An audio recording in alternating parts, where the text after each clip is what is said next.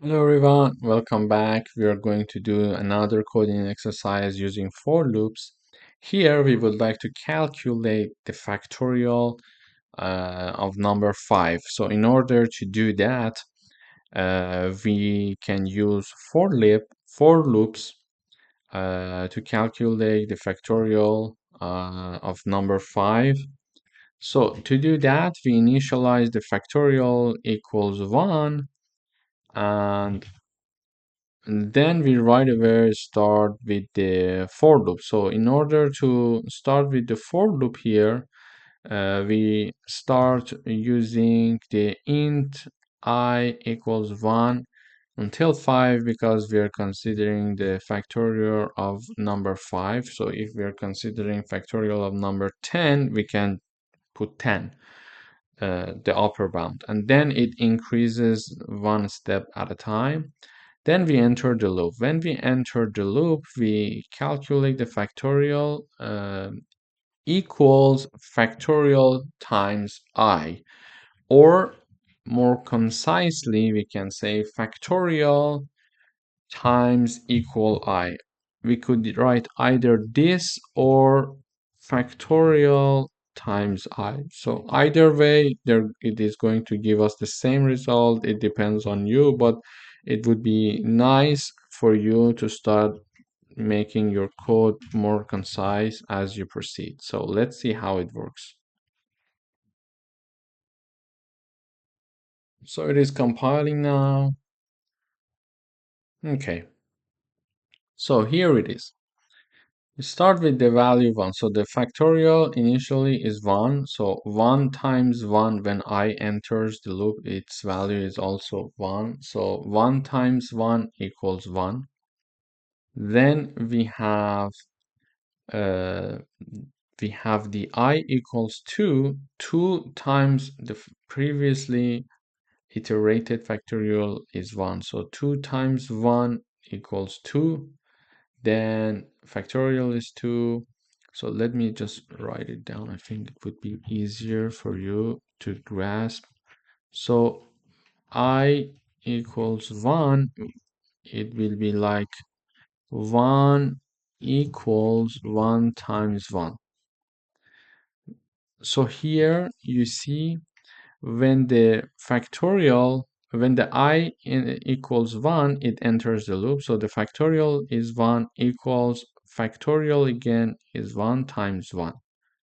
So when I equals 2, it's like factorial again is 1, then factorial again is 1, and then it's 2. So the final result would be 2.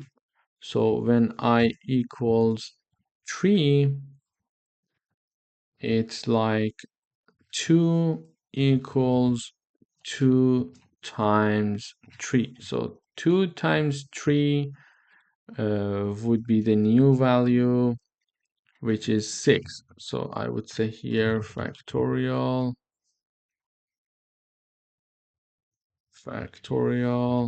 yeah,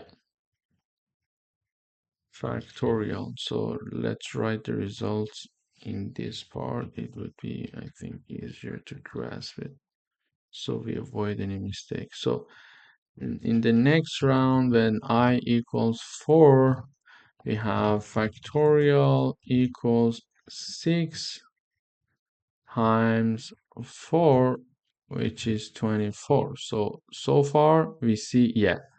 And then the next round, which is the final round, is done, which is 120. And it gets the final result. But if you still think that it is hard to understand this concept, we can keep using it until we get used to it. So the formula would be like factorial equals the current factorial times current I. So because the first factorial is 1, we have 1 here, and the first I is 1, we have the 1 here, and the final value for the factorial in the first iteration equals 1. Then we have the second round. The second round, I equals 2, because I is incremented in the second iteration. So the value of factorial equals 1 because it comes from the previous iteration, and its final result would be 2. In another iteration, I equals 3, then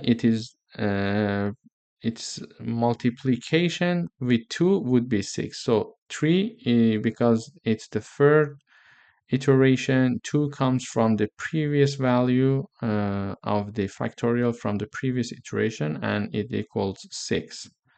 And then I equals 4 in the fourth iteration times 6, which is the value of factorial from previous iteration. And the final factorial would be 24. Let's write the last one as well. So I equals 5, we have factorial equals 24 times 5 equals 120. And when I equals 5 times 24, which is the value of factorial from previous iteration, and the final factorial would be 120. And we don't have I equals 6 because the upper bound for the I is to have I smaller equal 5. And then the loop is finished, and here we are saying the factorial of 5 is, and then we print the actual value of the factorial that we did the operation over here. So this is actually how the logic is behind the for loop.